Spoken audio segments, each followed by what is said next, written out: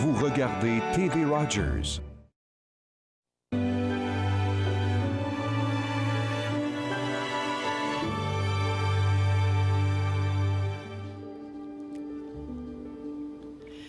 Bonjour, mesdames et messieurs. Mon nom est Jacqueline Pelletier. C'est un véritable plaisir de vous accueillir à l'émission Parlons-en. Mon invité aujourd'hui est M. Omar Tounekti, fonctionnaire qui vit au Canada depuis longtemps, à Ottawa en particulier. Je vais vous parler un peu de cette série d'entrevues qui vous est présentée par la coopérative funéraire d'Ottawa en collaboration avec TV Rogers. Notre objectif dans cette série est d'aborder un sujet qui passe trop souvent au silence, un sujet qu'on trouve difficile à aborder, mais dont il est temps qu'on se parle plus ouvertement. Le deuil, les deuils, la fin de vie, la mortalité. Ce n'est pas toujours joyeux, mais on a tellement à apprendre les uns des autres sur comment vivre ces phénomènes dans nos vies, comment les porter et comment comprendre les uns avec les autres qu'il faut aller chercher de l'aide et du soutien. Bienvenue, Omar. Merci beaucoup. Bonjour. Je dois reconnaître qu'Omar est un ami. Oui. Que j'apprécie beaucoup et dont vous allez apprécier l'expérience de vie. Vous êtes originaire de Tunisie, Omar. Oui. Vous portez en vous, entre autres, les traditions, les racines du peuple berbère de l'île de Gerba. D'ailleurs, vous nous avez apporté une gargouillette. Gargoulette. Une gargoulette. Oui. C'est typique, hein, là-bas? Oui, c'est une gargoulette. C'est ça. Ça permet aux habitants de l'île, ça permettait aussi d'avoir de conserver l'eau. Parce que c'est fait avec de l'argile, ça transpire. Et puis, quand il fait très, très chaud là-bas, l'eau à l'intérieur de la gargoulette est toujours fraîche parce que là, ça respire. En plus, c'est un objet historique parce que ça date depuis extrêmement longtemps. Les Phéniciens ou les Romains ont transporté le vin, l'huile d'olive. Alors, la Tunisie est avec nous et son histoire, ou en tout cas une partie de son histoire. Omar, vous êtes loin du pays, loin des traditions. Beaucoup de Canadiens et de Canadiennes vivent cette situation. Est-ce qu'on s'habitue à l'éloignement? C'est difficile de dire qu'on s'habitue. Je pense pas que... Je m'excuse. Je pense pas qu'on puisse s'habituer à l'éloignement parce qu'il y a toujours des rappels qui viennent de la famille au loin. Et puis on essaye de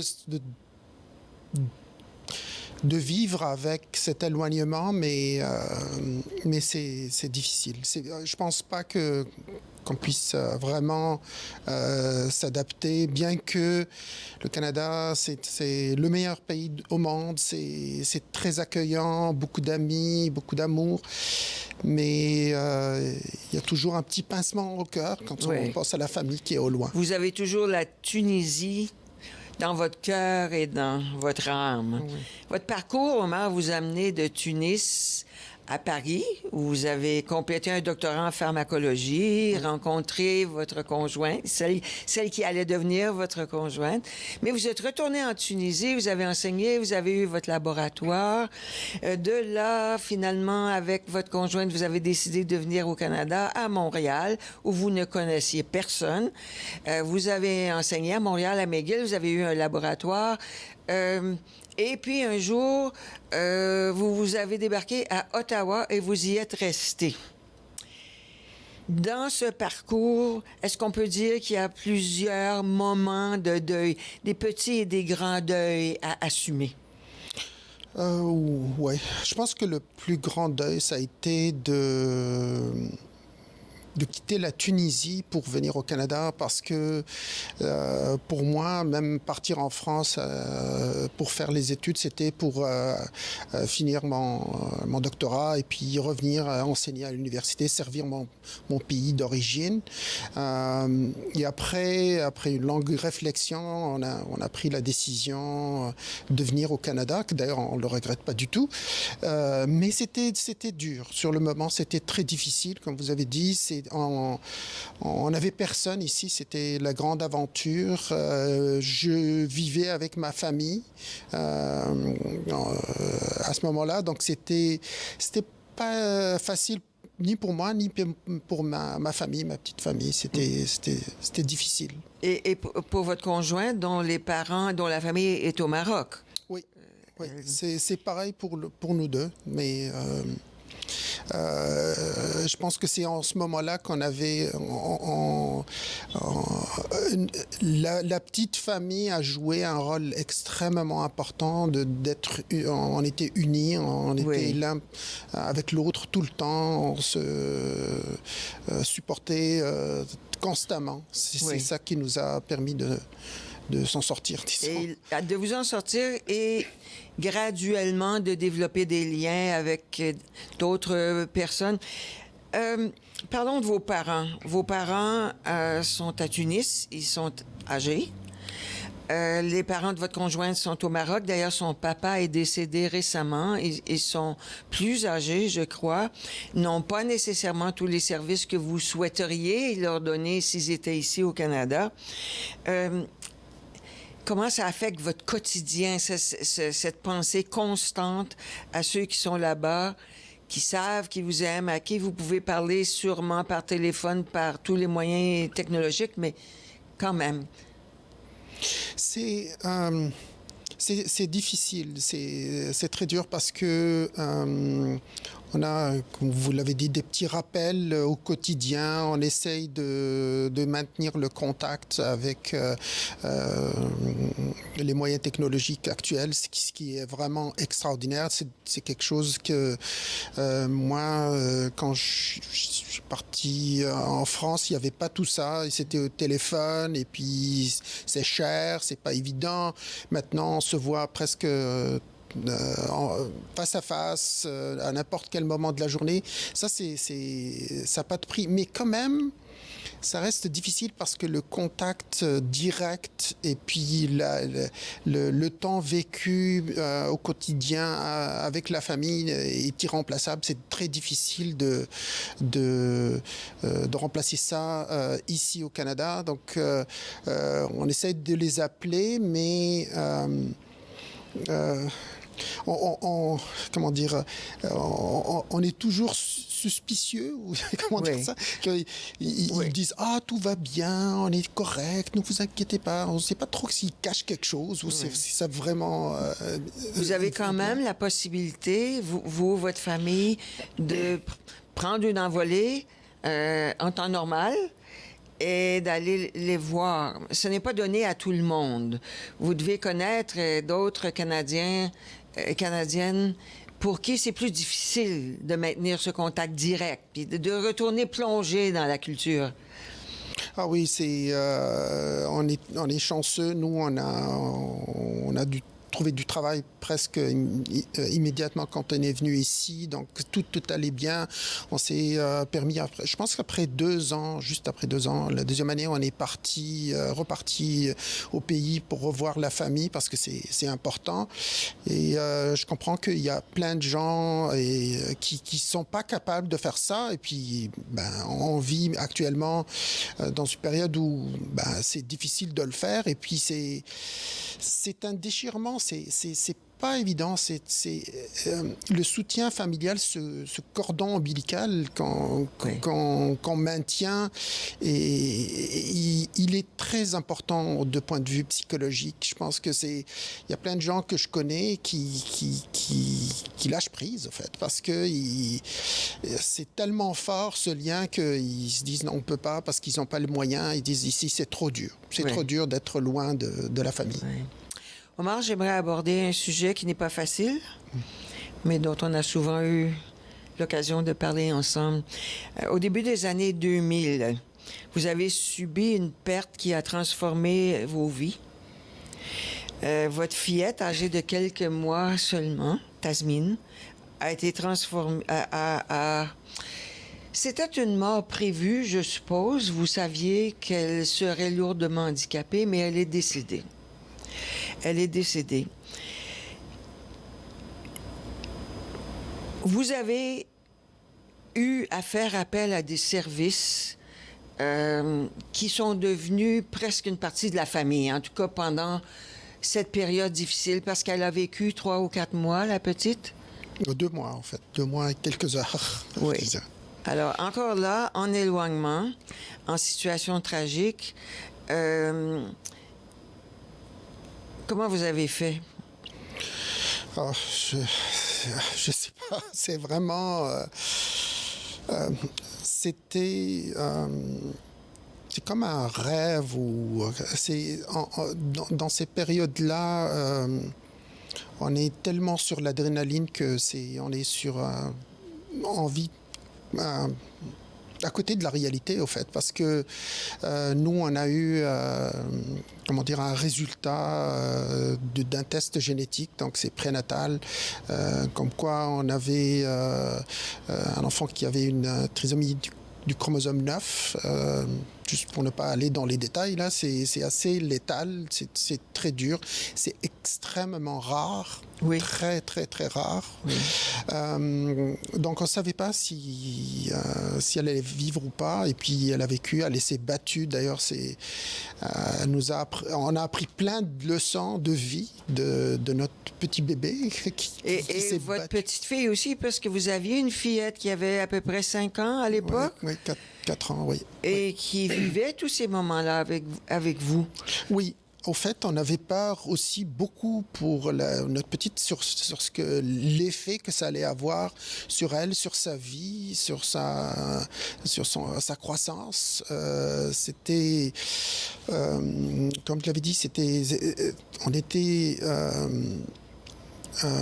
sur alerte tout le temps. On essayait de prendre soin du bébé. On essayait de protéger au maximum notre petite Myriam, parce que ça l'affectait beaucoup. Elle savait qu'elle avait une petite sœur spéciale, oui. Mais je pense que le plus dur, c'était le décès de sa petite sœur. Pendant c'est à peu près 3 mois, on peut dire que vous avez vécu au Centre régional de santé pour enfants de l'Est ontarien, mais aussi à la maison Roger Nielsen. Mm-hmm. Ils vous ont sauvé la vie? Oui. Moi, je dirais que oui, parce que c'était par hasard qu'on a eu la connaissance des services de la maison Rogers House, ou la maison Roger Nielsen maintenant, par l'intermédiaire d'une infirmière qui faisait du bénévolat là-bas et était à l'hôpital civique. Et puis... moi, j'avais une appréhension au début parce que, comme j'avais dit, on était sur adrénaline. Et puis, OK, on est dans une condition extrêmement difficile, mais il fallait contrôler la situation. C'était inimaginable, je pense, pour moi, de concevoir qu'il y avait autant de gentillesse et de services qui auraient été offerts à des familles comme nous. Oui. C'était... En détresse. Vous étiez en détresse. Oui, Omar, on va prendre une petite pause et on va aller plus en profondeur dans ces services. Alors, vous écoutez Parlons-en. Notre invité est Omar Tounekti. Nous prenons une petite pause et nous revenons exclusivement sur les ondes de TV Rogers dans quelques instants.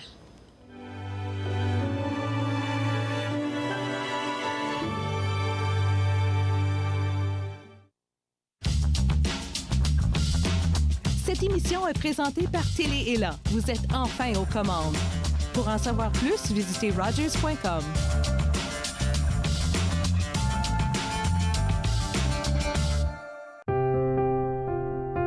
Les commerces, les restaurants et les services locaux d'Ottawa font partie importante de notre tissu urbain. Nous pouvons les aider en ces temps difficiles. Commandez chez eux en ligne, achetez des chèques cadeaux à utiliser plus tard, commandez des repas à emporter ou à livrer, démontrez votre soutien sur les réseaux sociaux. S'il vous plaît, faites-le aujourd'hui. En savoir plus, visitez ottawa.ca/acheter local. Mercredi, l'animatrice Nathalie Kahalé nous parlera du retour de sa populaire émission Nat en parle. Par la suite, nous recevrons Anne Gutneck, directrice artistique du MIFO, qui nous dévoilera leur programmation automnale en ligne. Finalement, nous discuterons d'une nouvelle académie d'apprentissage virtuel au CECCE. Entre nous, en semaine, 11, 18 et 22 heures sur TV Rogers. Je mélange du brun avec du rouge. C'est toutes des couleurs chaudes dans le bois. Alors, je prends de la lisarin. Le peintre des 4 saisons, mercredi 19h30 sur TV Rogers.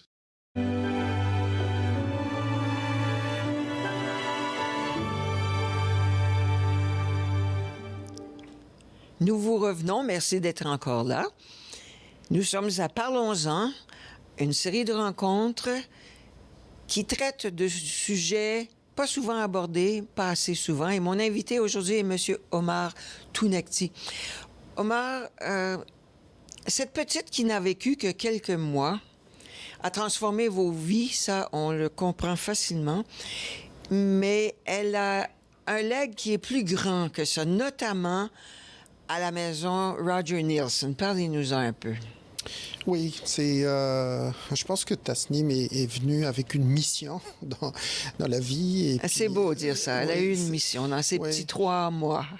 Et puis, avec notre interaction, notre implication avec la maison Roger, on s'est rendu compte qu'il y avait quelque chose qui manquait dans ces services-là, c'était le service prénatal. Et c'est à cause de Tasnim que ce service-là est offert maintenant. Ça veut dire que les parents qui reçoivent des tests, des résultats de tests génétiques, par exemple, avant la naissance des fœtus ou d'avoir les bébés, ils ont aussi besoin d'aide, beaucoup d'aide, parce que c'est terrible, c'est très, très difficile. Ils savent pas... On fait face à l'inconnu. Et donc, il leur faut un soutien, de l'aide. Et puis, c'est offert maintenant. Mais je pense que c'est grâce à Tasnim qui nous a ouvert les yeux et qui a ouvert les yeux, je pense, à certaines personnes à la Maison Roger pour offrir ce service qui, je pense, il y a plein de familles qui en profitent et c'est grâce à Tasnim. Je suppose qu'il y a des liens étroits entre le personnel de l'hôpital pour enfants et la maison Rogers Nielsen. Il y a beaucoup d'infirmières qui sont entre les deux, qui travaillent, je pense, à l'hôpital et à la maison Roger. Il y a aussi les médecins qui sont traitants, qui sont responsables de la maison Roger, qui sont aussi, je pense, qui font partie du personnel de l'hôpital aussi. Il faut noter quelque chose. Il y a 2 institutions. Il y a la maison Roger Nielsen et il y a la maison Roger McDonald. Oui, je suis désolé, j'appelle ça Maison Roger, c'est parce que elle s'appelait comme ça, et puis pour moi, c'est gravé dans ma tête comme la Maison Roger. Bien sûr. Mais il y a en face, au fait, si vous êtes dans le coin à côté de l'hôpital, il y a aussi la Maison Roger McDonald qui accueille les familles des enfants qui viennent à l'hôpital pour avoir des traitements particulier, au fait. Oui. Donc, c'est différent. Vous avez même vécu à la maison Roger Nielsen, à la maison Roger. Oui. Vous avez vécu là. On vous a bien appuyé. Est-ce qu'on a pu participer un peu à quelque sorte de début de guérison? début de guérison pour nous comme famille, je dirais, parce que oui, on a fait un transfert direct, au fait, ma maman, Aïcha, et Tasnim sont partis directement à la Maison Roger, de l'hôpital à la Maison Roger, pour nous aider ou expliquer comment subvenir aux besoins de la petite, parce qu'elle était assez lourdement handicapée, donc il lui fallait, on ne savait pas si elle pouvait manger, si elle pouvait respirer par elle-même. Donc, en tout cas, il y a plein de défis. Donc, on a reçu énormément d'aide. Et puis, je pense que ce qui est extraordinaire avec la Maison Roger, c'est que c'est pas autant le personnel, oui, il y a beaucoup de bénévoles, il y a une gentillesse qui est ambiante, qui est incroyable. C'est comme, on parlait de la séparation familiale, on a retrouvé une famille, en fait. Vraiment. À la Maison Roger. Et d'ailleurs, vous êtes devenu actif à cette maison. Vous avez, toute la famille, participé, entre autres, à des télétons, je crois? Oui, on a participé à des télétons, on continue à faire du bénévolat de temps en temps. C'est moi et Myriam. Aïcha, je pense qu'elle a fait partie d'un comité de familial. Donc, on continue, oui. C'est la moindre des choses. Je pense que c'est... Omar, vous et votre conjointe, vous êtes des scientifiques. Oui. Rationnels. Oui. Peut-être moins portés que d'autres à l'émotion et à la grande expression d'émotion. Et là, vous n'aviez pas le choix parce qu'elle vous assommait, l'émotion.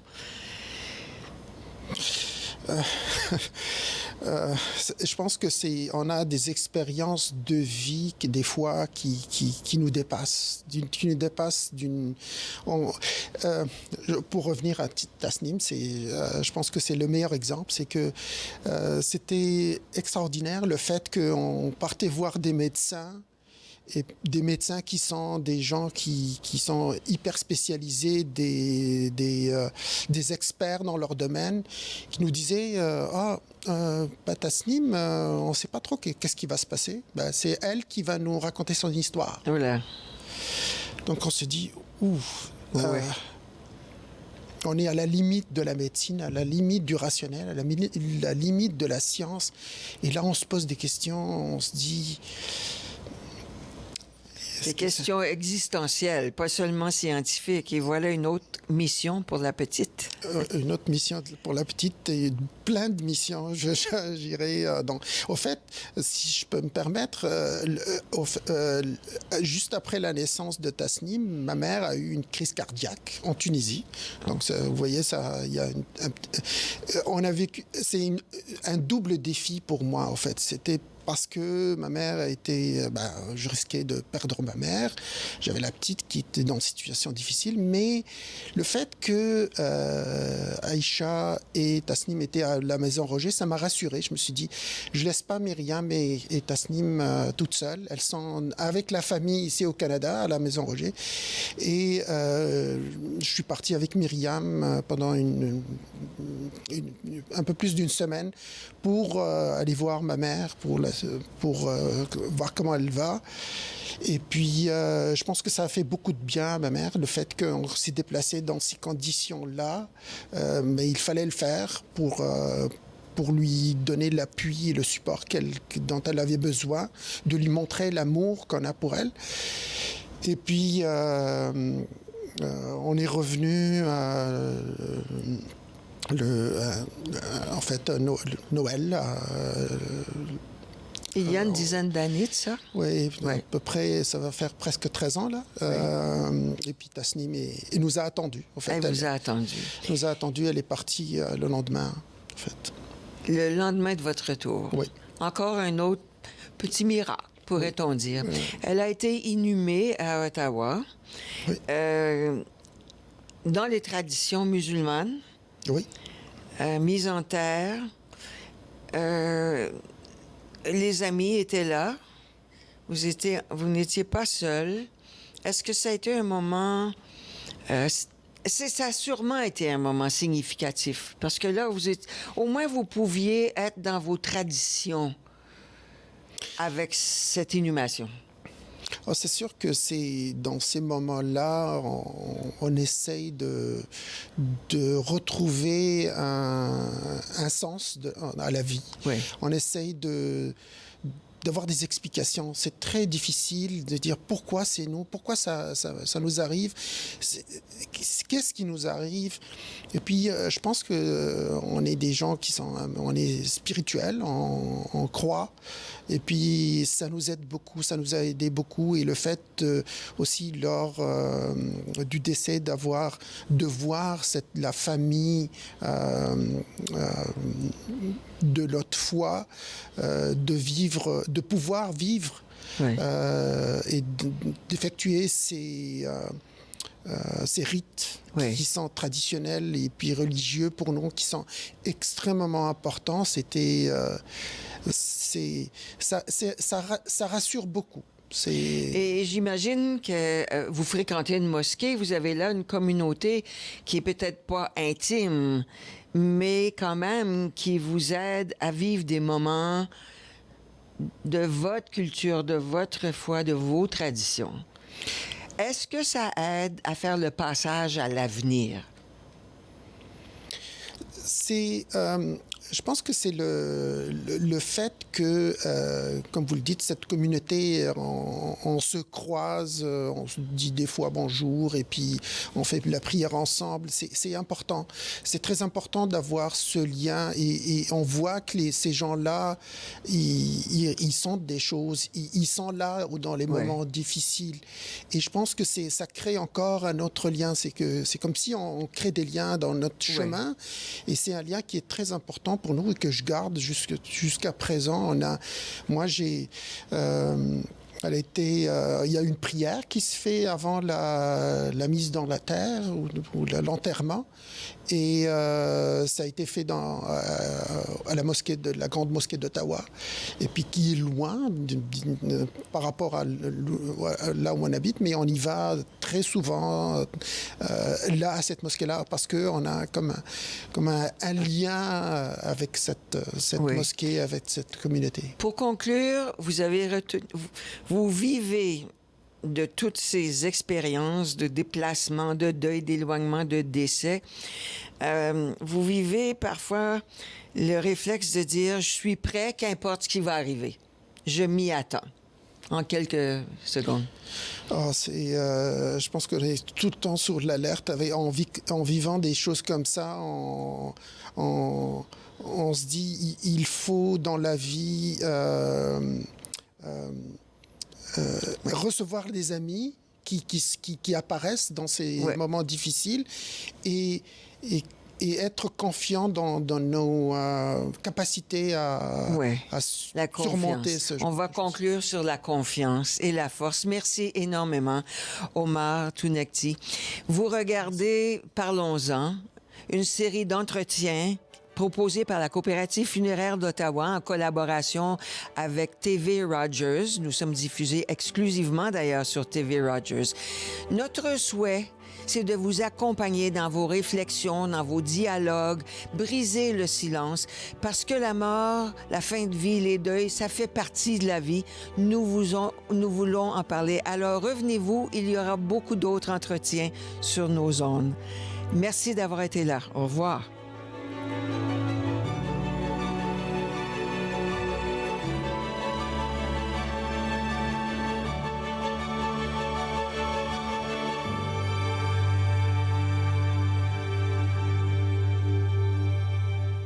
Faites-nous part de vos commentaires en composant le 613-521-2323 par courriel sur Facebook et Twitter.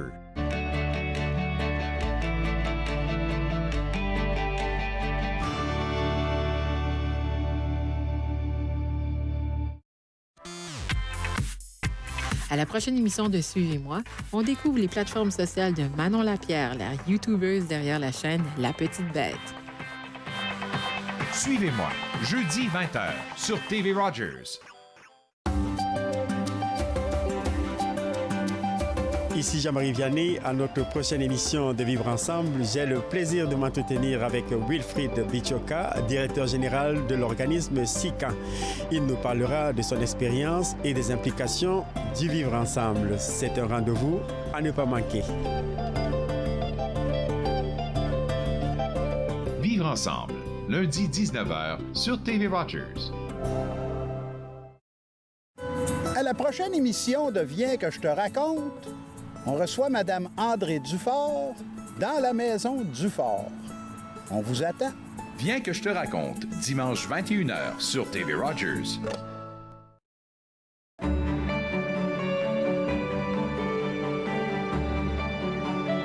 Vous regardez TV Rogers, Ottawa.